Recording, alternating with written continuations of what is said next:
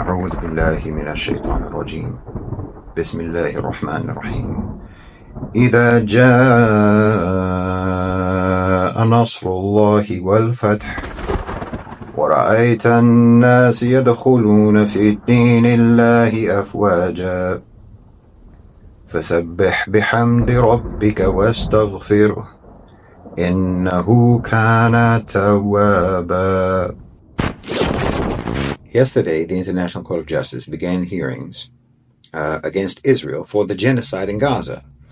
And this case, brought by South Africa, is backed by the 57 countries of the OIC and the 22 countries of the Arab League, and in fact, the entirety of the Global South. You know, many people wondered how this case would go, whether or not the ICJ would rule against Israel or not. Rule that, yes, in fact, genocide is being actively committed against the people of Gaza.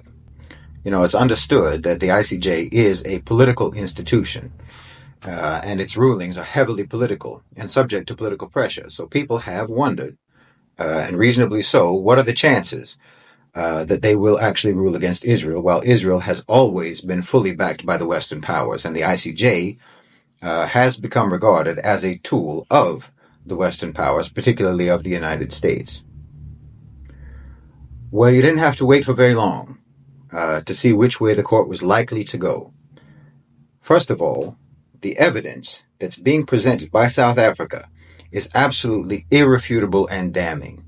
Their case is supremely well evidenced and meticulously detailed, and literally cites the genocidal words of Israeli officials themselves, including Netanyahu himself, and directly connects those words with the actions of the Israeli military in Gaza. So it's absolutely a devastating case, and it's impossible, frankly, to argue against it. Certainly it's impossible to argue against it with any degree of seriousness or with any comparable standard of evidence and reason as is being presented by the prosecution. Just from the first day of testimony, Israel and the United States were completely and immaculately defeated. And if you had any doubt that they realized this, that Israel and the United States realized this, then there's nothing that could have proved it more than what the U.S. did later that day, that evening, in fact, that same evening. They attacked Yemen. They attacked Yemen because they knew that they're going to lose in the International Court of Justice. This is a very desperate, very pathetic form of doubling down. Imagine, their response to the irrefutable proof of genocide in Gaza is to escalate and to expand the violence, to defend the genocide. They cannot defend the genocide in court, so they decided to compound the brutality by spreading it. They defend carnage by means of carnage. That's the American way. They've lost the support of the world because they lost the awe of the world. They lost the respect of the world. And they lost the fear of the world. They're backed into a corner in the world court, and they're being exposed. And they're being ensnared by the very system that they created. The system that they created to protect their impunity and to persecute their opponents. The mechanisms of law that they constructed to oppress and to persecute and to immunize themselves is now being turned against them. So they resort to what they always resorted to. They resort to what they created that whole system to enable them to do, which is savage, primitive, brute force and violence. The layers are being peeled away. The veneer is being stripped off. You know, America has been king of the hill for all these years, and they're being pulled down that hill.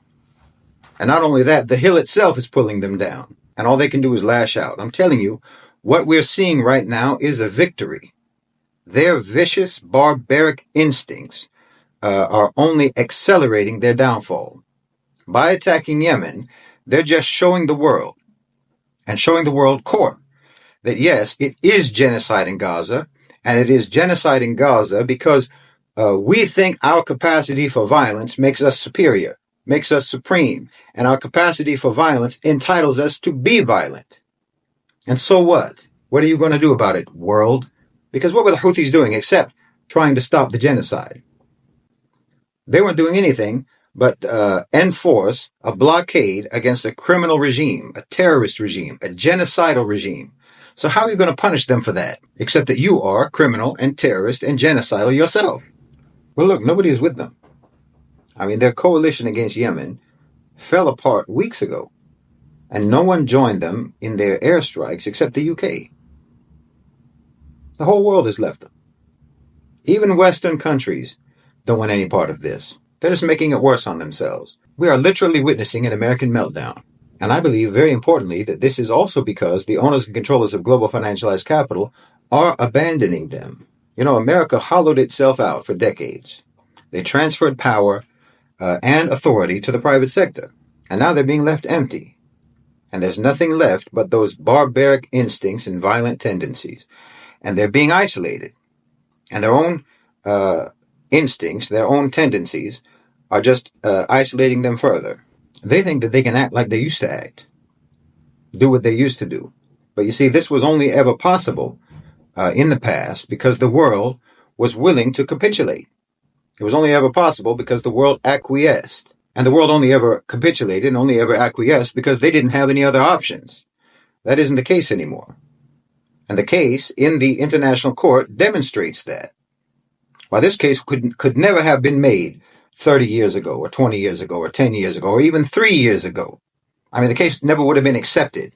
It never would have been heard by the court. The case for genocide certainly could have been argued for 75 years. In fact, it could have been argued for a century, but the court would never have allowed it. The court would have never heard it before now. The very fact that this case is being heard and was initiated by BRICS, supported by the OIC, supported by the Arab League and the whole global South, demonstrates that America's time is up. Let me tell you how their barbaric instincts are being used against them. They are attacking Yemen because how is Yemen going to retaliate? The Houthis are not going to do anything but retaliate against who they can retaliate against, which is going to be American and British commercial vessels, Western vessels in the Red Sea. You know, they were only targeting Israeli ships, but now, very likely, they will consider any Western vessel as a legitimate target. Now, if the Houthis hit American or British vessels, well, the Americans think that will give them an opportunity to escalate the conflict to where they can shift the focus of their violence against Iran. Because, you know, all they ever do is look for ways to escalate and expand war and bloodshed. That's their barbaric instinct. But turning the Red Sea into an open conflict zone, turning it into a war zone, will completely end Western commercial presence in the Red Sea. Their own actions are driving them out of the region. And as I've said before, no one who matters wants a war with Iran. No one wants the Middle East to be set on fire. And no one who matters is going to go along with this. America's doing nothing now but reminisce. Attacking Yemen is a kind of a fit of nostalgia for the old days when this kind of flex would impress anyone. But now it's just going to emphasize to the whole world that America is a dangerous liability. And there's no benefit in trying to appease or placate them. They're taking one wrong action after another. It's like watching Joe Biden try to go up a flight of stairs or ride a bicycle. They can't do anything right, and they can't read the room. The Middle East, the region, and in fact, international relations generally, by and large, because of BRICS, is returning to being an organized, cordial, intelligent conversation between nations.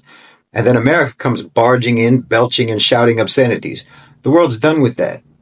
Nobody's impressed.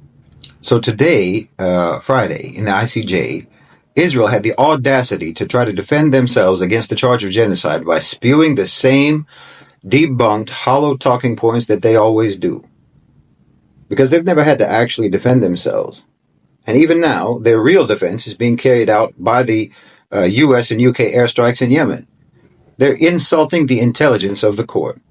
And they're insulting the intelligence of the whole planet. But again, that's because the power of the United States used to be able to force the whole planet to play dumb. You know, Israel was like that horrible, untalented sidekick of the neighborhood mafioso who everyone had to pretend was charming and brilliant. But again, those days are over. And those days being over is explicitly clear both by the fact that the ICJ hearings are taking place and by the fact that the US and the UK are attacking Yemen to try to change the narrative and try to distract from having the genocide in Gaza indicted. Because like I've said before, the genocide in Gaza is nothing but an American genocide. Israel is nothing but a Western colonialist project, a violent American intrusion into the region. Zionism is just a rebranding of Western imperialism, and that's why it's being enforced and defended by attacking Yemen, because it's all about domination and control of the whole region. The Zionists are just the Jewish regiment of the imperialist army, nothing more. But everybody knows that this isn't going to work in the 21st century. Everybody knows, except for the neocons in Washington and the delusional fanatics in Tel Aviv. Everyone knows that this is not what the future looks like. Global business knows that this is not what the future looks like. And I don't think that they're going to let the United States keep splattering their violent stupidity across the region. No, the center of gravity is moving from the West to the global South, and it's moving from the uncivilized world to the civilized world.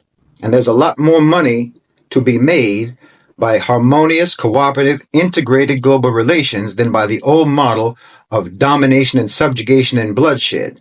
You see, the war economy of the United States, the so-called military-industrial complex, as the main management strategy and the driver of the domestic economy, that being allowed was dependent on the fact that the domestic economy of the United States, domestic prosperity in the United States, was important to the owners and controllers of global financialized capital. Back in the day, when companies and the financial elites were bound by national borders and subordinate to the state.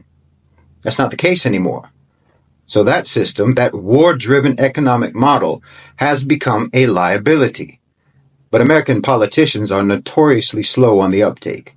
Politicians in Washington are like a cartoon character who runs off a cliff and just floats there suspended for a second, realizing too late that there's no earth beneath his feet. And then they'll go plummeting down into oblivion. They've run out of road. They just don't know it yet. But meanwhile, the rest of the planet is already moving at pace down a highway that nobody in Washington ever even realized had been built. Oh yes, this is a victory. And Muslims need to make tasbih, they need to make tawbah, they need to make istighfar like never before, because we are living through the liberation of our lands, the liberation of our people.